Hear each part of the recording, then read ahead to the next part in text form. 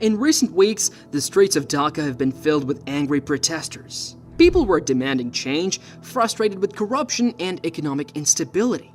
The tension was building, but no one expected the government to fall so suddenly. To get why Bangladesh's government collapsed, we need to go back a bit in time. Bangladesh has had a rough political history. Ever since it became an independent country in 1971, it's been through a lot of political ups and downs.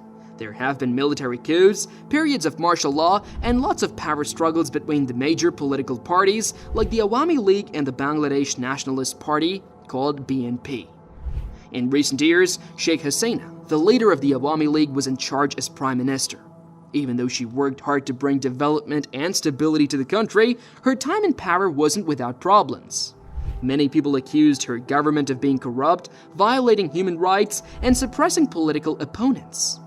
All these issues made a lot of people unhappy and set the stage for what happened next. The thing is, Bangladesh's political system has often been unstable. This instability made it easy for conflicts to arise and grow into bigger problems, and despite some economic growth, a lot of people felt left out and frustrated because they weren't seeing the benefits in their daily lives. This growing dissatisfaction among the citizens is what led to massive protests that eventually caused the government's collapse. Alright, so now that we have some background, let's talk about how things started to get really tense. For weeks, there were protests happening all over the country. People were out on the streets, angry about various issues. One of the main reasons for the protests was the economic situation. Even though Bangladesh's economy was growing, many people felt like they weren't getting a fair share of the benefits. Jobs were hard to come by, and prices for everyday things were going up, making it tough for people to make ends meet. On top of that, corruption was a big problem. Many believed that the government officials were now more interested in lining their own pockets than helping the citizens. Social media played a huge role in these protests. Platforms like Facebook and Twitter were filled with posts and videos of people protesting, and hashtags like "We Want Justice" and "Save Bangladesh" were trending. This online activism helped to bring more people out into the streets and made the movement even stronger. The government tried to control the situation by imposing internet restrictions, hoping that it would stop the protests from growing, but this move backfired. Instead of calming things down, it made people even angrier.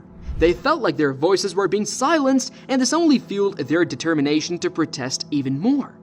So, you had this situation where people were already unhappy with the government, and then the government's actions just made things worse.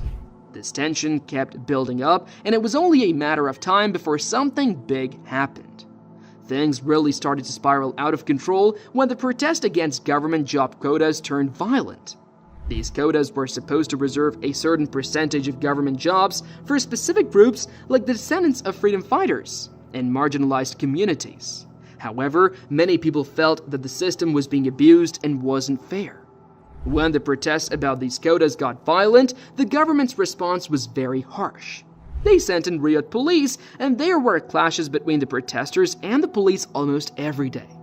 The police used tear gas, water cannons, and even rubber bullets to try to disperse the crowds. The media covered these clashes extensively, showing scenes of violence and chaos. This coverage didn't just stay within Bangladesh, it spread worldwide. People around the globe saw what was happening, and there was a lot of outrage. Human rights organizations condemned the government's actions, saying that the use of force was excessive and unacceptable.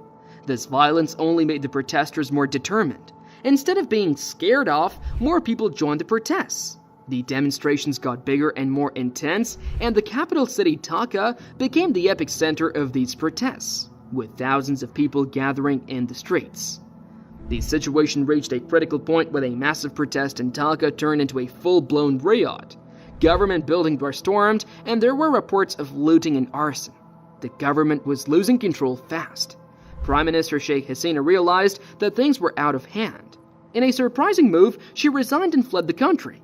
This left a huge power vacuum, and the whole country was in shock. No one expected the government to collapse so quickly and so completely. The tipping point came when a massive protest in Dhaka, the capital city, turned into a full-blown riot. The streets were filled with chaos, and law enforcement struggled to maintain order. Prime Minister Sheikh Hasina's resignation was a turning point. Her decision to step down and leave the country was unexpected and left a huge gap in leadership. With her gone, the central government was in disarray. There was no clear path for what would happen next. In the midst of all this, an interim government was quickly set up. Despite these efforts, the immediate aftermath of the collapse was marked by confusion and disorder.